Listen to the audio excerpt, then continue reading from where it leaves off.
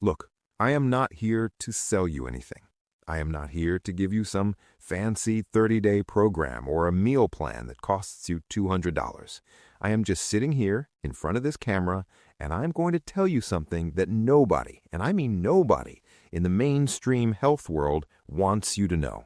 Because if you know this, you stop buying their pills. You stop going to their clinics every 3 months. You stop being a patient, and that is bad for their business. So let me just start right here. What I am about to share with you today, this is not a diet. Let me say that again. This is not a diet. This is medicine. This is actual medicine that your body already understands, that your body has always understood, way before pharmaceutical companies decided to patent every little thing and charge you for staying alive. The stuff I'm going to walk you through today, if you do it right, will start pulling you off your medications. And I do not say that lightly. I say that with full confidence. Your blood sugar medications, your cholesterol pills, your joint inflammation drugs, your arthritis medications. Over time, you will need less of them. You might not need them at all. But here's the thing, and I need you to hear this clearly before we go any further. If you keep taking the medications and also do what I'm about to tell you, your levels are going to drop so low that the medication itself becomes dangerous. The combination becomes the problem. So you absolutely have to work with your doctor to reduce and phase out those medications as your body starts healing. This is not me being reckless. This is me being responsible. The plan I'm sharing today, it works so well that the drugs become the danger, not the disease. All right, so let me walk you through what a real day looks like on this. From the moment you wake up, and I mean the very moment your eyes open in the morning, all the way until noon, you eat nothing but fruit. That's it, just fruit.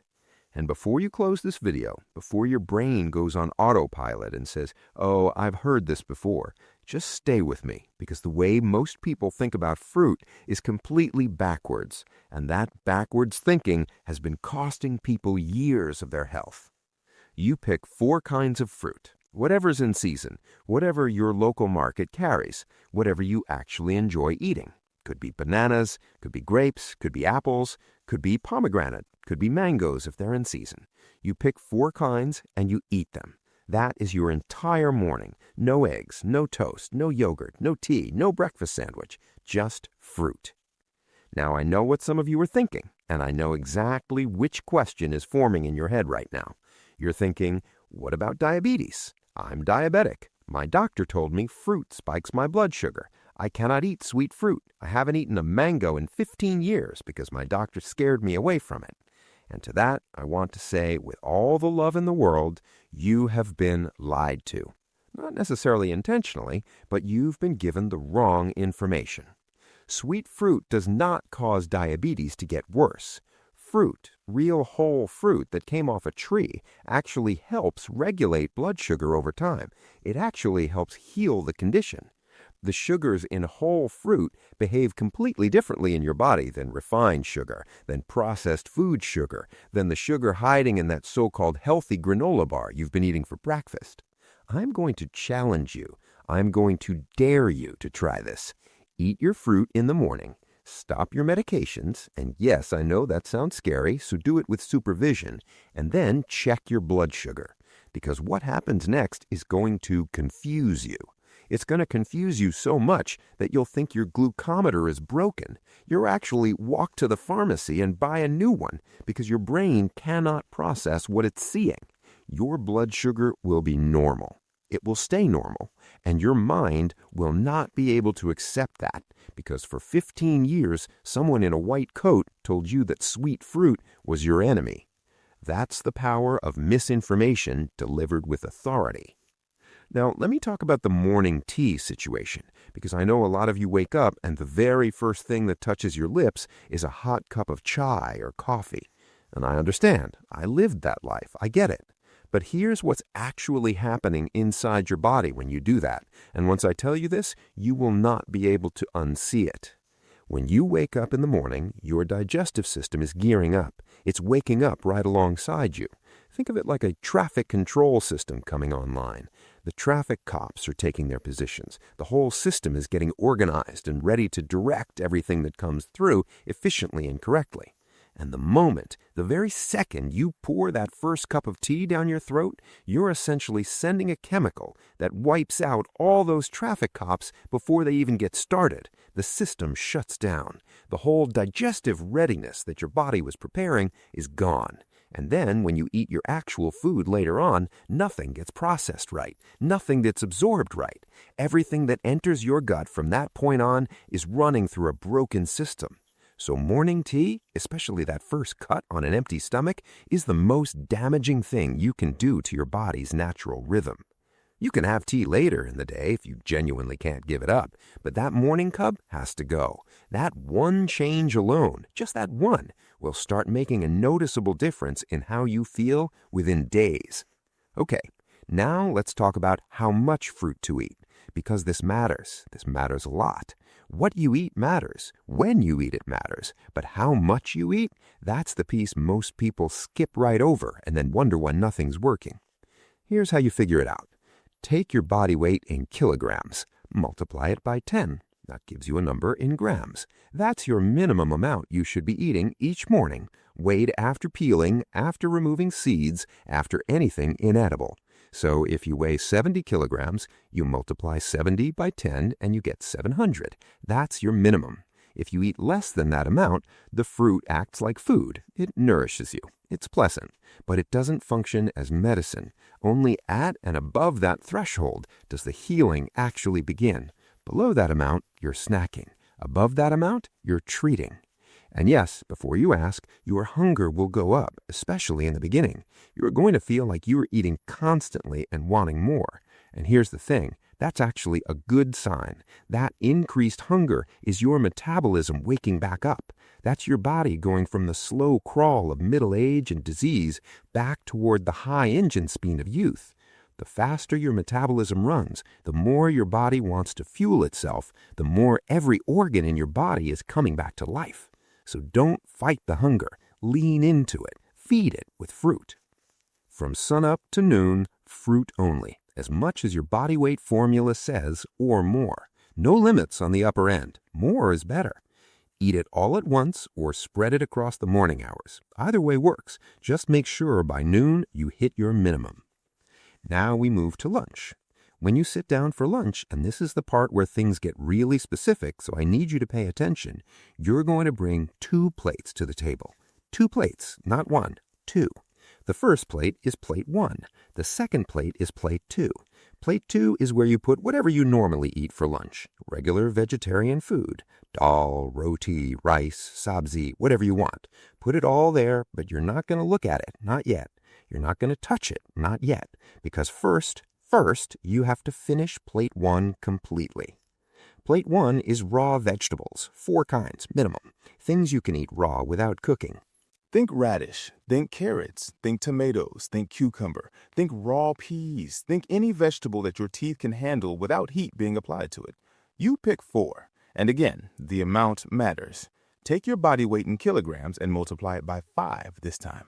If you are 70 kilograms, that's 350 grams of raw vegetables. That is your minimum for plate 1. Why raw? Why does it have to be raw? Because raw vegetables are loaded with living enzymes, living fiber, living water content that gets partially destroyed the moment heat hits it. Raw vegetables clean your gut in a way that cooked food simply cannot. They move through your digestive system like a river current, picking up everything old and stuck and toxic and carrying it out. They feed the good bacteria in your gut that regulate everything from your mood to your immune system to your blood sugar levels. Raw vegetables are the janitors, the plumbers, and the electricians of your internal system all in one bite. When you finish plate 1, all of it, then you move to plate 2. And here is what is remarkable about this sequence. By the time you have eaten all those raw vegetables first, your appetite for the regular food is already partially satisfied. Your gut is already triggered, your enzymes are already flowing, and whatever regular food follows it, even if it is not perfect, even if it is not the cleanest, healthiest meal in the world, it is going to behave differently inside your body because of what came before it. The raw fiber creates a kind of protective buffer.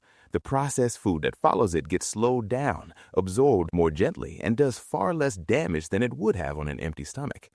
This is why sequence matters. Not just what you eat, the order in which you eat it. And one more thing about that regular food on plate 2. Keep it vegetarian. Keep dairy out of it. Keep meat and fish and eggs out of it. And try to keep the oil low and the salt reasonable. That's it. Nothing complicated. Just plant-based, low oil, low dairy. Now we get to dinner. Dinner follows the exact same 2-plate rule. Plate 1 first, raw vegetables, 4 kinds, body weight multiplied by 5 minimum. Then plate 2 with your regular vegetarian meal. But here is the critical rule for dinner that most people are completely ignoring. And ignoring this one rule is quietly undoing every other good thing they're doing with their food. Dinner has to be finished before 8 in the evening. Ideally, you want to start around 7, be done by 8. No exceptions if you can help it.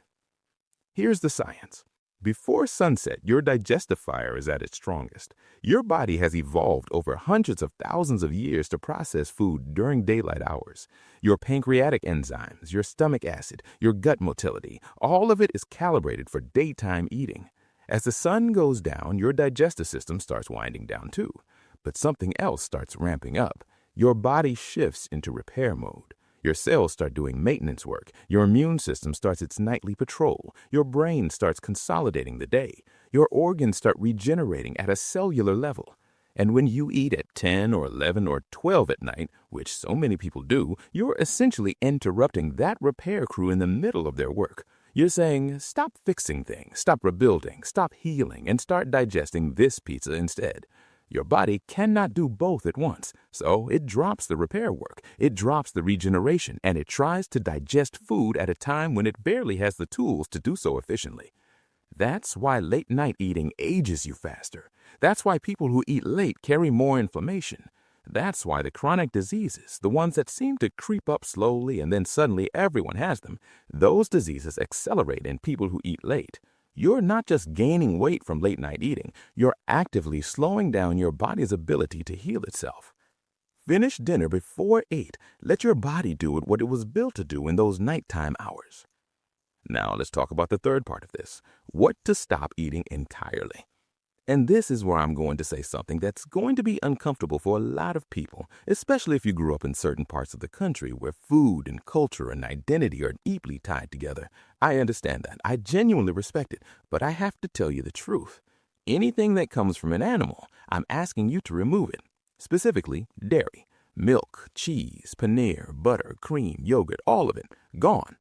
Now, before you turn this off, just hear me out, because I know the first thing that pops into your head is calcium. I know it. I've heard it 1,000 times. If I stop drinking milk, my bones will get weak. My joints will deteriorate. I will fall apart. My doctor told me calcium comes from dairy. Okay, let me ask you something. Have you ever seen a donkey's legs? Strong, solid, carries weight all day without complaint. Have you ever looked at a cow? Dense bones, massive structure, walks miles every day without complaint. Have you ever studied an elephant? The elephant has the strongest bones of any land animal on this planet. They can carry weight that would crush any vehicle, bones that last decades under immense pressure. Now, tell me, when is the last time you saw an elephant drinking milk? When is the last time you saw a cow drinking milk past infancy? When is the last time any fully grown animal on this earth sought out milk from another species to maintain its bone density? Never. Not once. Never in the history of nature. The cow gets its calcium from grass, from leaves, from the plants it eats. The elephant gets its calcium from vegetation. The donkey gets its calcium from whatever it grazes on. Every large, strong-boned animal on this planet builds its skeleton from plant material, not from dairy. Your body can get every gram of calcium it needs from vegetables, from leafy greens, from seeds, from the plant kingdom. Milk was designed by nature for one purpose, to grow a baby calf from newborn to full size in under a year. That's what it's optimized for. That's what all those growth hormones and proteins in there are calibrated for. Not for an adult human. Not for you.